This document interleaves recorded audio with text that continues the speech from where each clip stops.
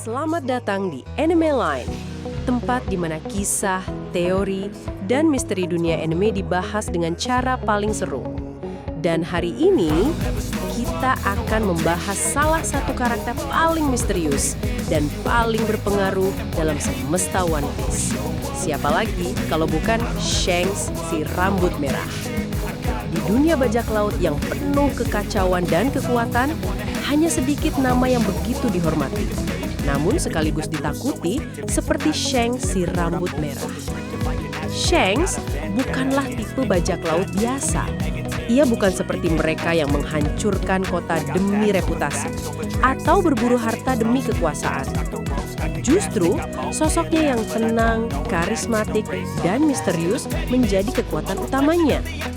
Shanks pertama kali muncul dalam cerita sebagai sosok yang begitu karismatik. Santai, suka pesta, tapi memiliki prinsip yang kuat. Tapi tahukah kamu bahwa Shanks dulunya adalah kru dari kapal bajak laut legendaris Goldie Roger? Ya, sejak kecil Shanks sudah berada di bawah bimbingan Raja Bajak Laut.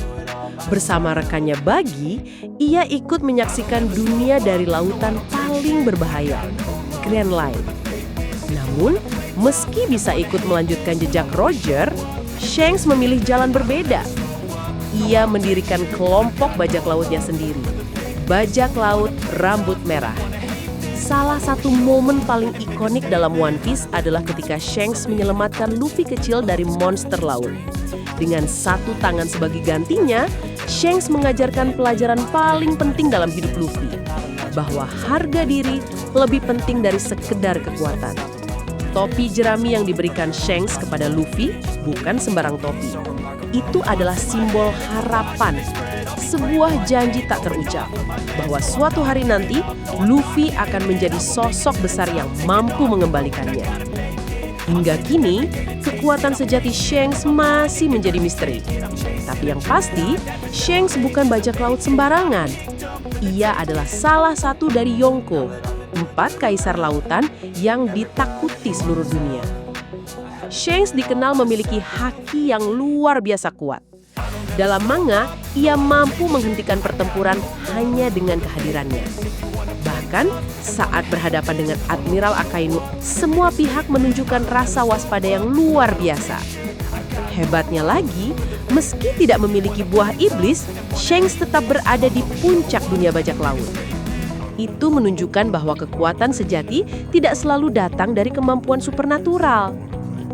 Salah satu misteri terbesar tentang Shanks adalah hubungannya dengan pemerintah dunia. Dalam Reverie, ia terlihat berbicara langsung dengan Gorosei, 5 tetua paling berkuasa di dunia One Piece. Apa tujuan sebenarnya Shanks? Mengapa seorang Yonko bisa begitu dekat dengan pusat kekuasaan dunia? Apakah ia memiliki peran rahasia yang belum kita ketahui? Banyak teori bermunculan. Ada yang percaya Shanks adalah penjaga keseimbangan dunia. Ada pula yang mencurigainya sebagai pemain utama dalam cerita yang lebih gelap dari apa yang terlihat di permukaan. Pertanyaan paling besar adalah, apa peran Shanks di akhir cerita One Piece? Apakah ia akan menjadi musuh Luffy? Atau justru sekutu terakhir sebelum menghadapi pemerintah dunia? Dan apakah ia akan hidup sampai akhir cerita? Dalam film One Piece Red, kita diberi sedikit gambaran sisi lain Shanks, sebagai ayah, sebagai pemimpin, dan sebagai manusia. Namun tetap saja, Oda masih menyimpan banyak misteri tentangnya.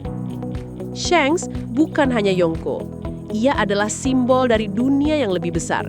Dunia yang menyimpan banyak rahasia dan sejarah panjang. Ia adalah jembatan antara masa lalu Roger dan masa depan Luffy.